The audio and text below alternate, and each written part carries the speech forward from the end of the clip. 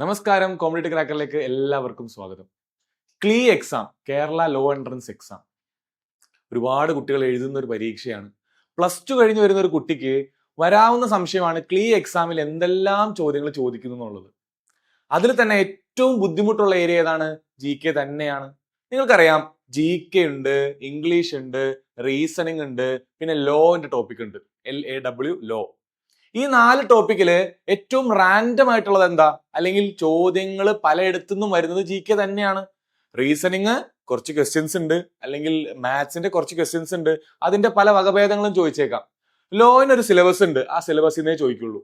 ഇംഗ്ലീഷും നമ്മൾ കേട്ട് പരിചയമുള്ള പ്രീപൊസിഷൻ, അതുപോലെ തന്നെ പ്രപ്പോസിഷൻ, ഓക്സിലറി വെർബ്, ആർട്ടിക്കിൾസ്, അങ്ങനെയുള്ള കുറച്ച് കാര്യങ്ങളെ ചോദിക്കുന്നുള്ളൂ. പക്ഷേ GK വരാൻ നേരത്ത് കടല പോലെ കിടക്കുക, എന്ത് വേണേലും ചോദിക്കാം. അപ്പൊ പരീക്ഷയെ മനസ്സിലാക്കണം. എങ്ങനെയാണ് പരീക്ഷ നടത്തുന്നത്? എൻട്രൻസ് എക്സാമിന്റെ ആണ് പരീക്ഷ നടത്തുന്നത്. അവരെങ്ങനെയാ പരീക്ഷ നടത്തുന്നത്? എന്തെല്ലാം GK പാഠഭാഗങ്ങൾ അവർ ഉൾപ്പെടുത്തിയിട്ടുള്ളത് നോക്കാം. 2025 5 ഇയർ LLBക്ക് ചോദിച്ചിട്ടുള്ള ചോദ്യങ്ങൾ എവിടെ നിന്നാന്നുള്ളത് വളരെ ഡീറ്റെയിൽ ആയിട്ട് കൊണ്ടുവന്നിട്ടുള്ള ലിസ്റ്റാണ് ഇതിട്ടുള്ളത്. നിങ്ങൾക്ക് കണ്ടാൽ അറിയാൻ പറ്റും.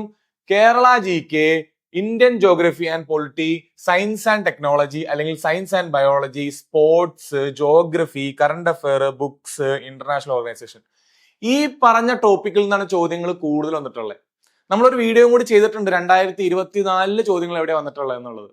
ഇത് രണ്ടും നോക്കുമ്പോൾ നിങ്ങൾക്ക് മനസ്സിലാവും, സിലബസിൽ കാര്യമായിട്ടൊന്നും എഴുതാത്തത് കൊണ്ട് നമ്മുടെ കയ്യിൽ ഒരു ട്രൂ സിലബസേ ഉള്ളൂ, അത് പ്രീവിയസ് ഇയർ ക്വസ്റ്റ്യനാ. വേറെ സിലബസ് ഒന്നും ഇല്ലാത്തത് കൊണ്ട് നമുക്ക് ഇത് നോക്കിയേ പഠിക്കാൻ പറ്റുള്ളൂ. ഇത് പഠിക്കാൻ നേരത്തെ മനസ്സിലാക്കാൻ പറ്റുന്ന ഒരു കാര്യം എന്താ? ബാക്കി പരീക്ഷകളെ പോലെ അല്ല, കുറച്ച് ഫാക്ച്വൽ ആയിട്ടുള്ള ചോദ്യങ്ങളാണ് ചോദിക്കുന്നത്. കണ്ടാൽ അറിയാം, കേരള GKയില് CMRL ഫുൾ ഫോം ചോദിക്കുന്നു, national state animal of Kerala ചോദിക്കുന്നു, national state animal of Kerala ചോദിക്കുന്നു, വേമ്പനാട് ലേക്ക്, കേരളത്തിലെ ഏറ്റവും വലിയ ലേക്ക് ഏതാണെന്ന് ചോദിക്കുന്നു, നെഹ്റു ട്രോഫി വള്ളംകളിയെ പറ്റി ചോദിക്കുന്നു, ISSTയുടെ ഫുൾ ഫോം ചോദിക്കുന്നു, ഇന്ത്യൻ ജോഗ്രഫിയില് ക്യാപിറ്റൽ ഓഫ് ഗോവ ചോദിക്കുന്നു, താഴെ പോയാൽ ക്യാപിറ്റൽ ഓഫ് അഫ്ഗാനിസ്ഥാൻ ചോദിക്കുന്നു, ഇന്ത്യയും ബൗണ്ടറി ആയിട്ടുള്ള വേറെ രാജ്യങ്ങൾ ഏതൊക്കെയാണെന്ന് ചോദിക്കുന്നു, നാഷണൽ ലാംഗ്വേജ് ഓഫ് ബംഗ്ലാദേശ് ചോദിക്കുന്നു, യുണൈറ്റഡ് നേഷനെ പറ്റി ചോദിക്കുന്നു. സോ ഇത്രയും കാര്യങ്ങളാണ് ചോദിക്കുന്നത്. ഇതെല്ലാം സർഫസ് ലെവലിലുള്ള കാര്യങ്ങളാണ്, പഠിക്കാൻ പറ്റുന്നതേ ഉള്ളൂ. ഒരുപാട് ആഴത്തിലേക്കൊന്നും പോകേണ്ട കാര്യമില്ല. 1 or 2 വട്ടം വായിച്ച് വീണ്ടും വീണ്ടും റിവൈസ് ചെയ്ത് മെമ്മറൈസ് ചെയ്ത് പഠിക്കാൻ പറ്റുന്ന ഏരിയാസേ ചോദിക്കുന്നുള്ളൂ, അത്രയും ഡെപ്തിലേ ചോദിക്കുന്നുള്ളൂ. ഒരു +2 പഠിക്കുന്ന കുട്ടി സ്കൂളിൽ നിന്ന് കുറെ GKയുടെ ചോദ്യങ്ങളും കുറെ ക്വിസൊക്കെ അറ്റൻഡ് ചെയ്ത് വന്ന കുട്ടിക്കാണെങ്കിൽ വളരെ എളുപ്പമായിട്ട് ആൻസർ ചെയ്യാൻ പറ്റുന്ന ഒരു ഏരിയ. PSCയുടെയോ അല്ലെങ്കിൽ SSC RRBയുടെയോ കോർ ഏരിയാസിലൊന്നും പെടുന്ന ഏരിയാസ് അല്ല.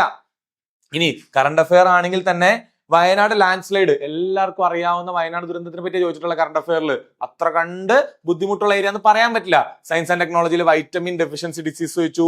എംഫിസീമ എന്ന് പറയുന്ന അസുഖം നമ്മൾ സ്ഥിരമായിട്ട് പരസ്യങ്ങൾ കാണുന്നതാണ്. എംഫിസീമ, സിനിമയുടെ ഒക്കെ തുടക്കത്തിൽ കാണിക്കുന്ന എംഫിസീമ എന്ന് പറയുന്ന അസുഖം. ക്വിക്ക് സിൽവർ, അതിന് മറ്റൊരു പേരെന്താണെന്ന് ചോദിച്ചിരിക്കുന്നു. IPL full form ചോദിച്ചിരിക്കുന്നു.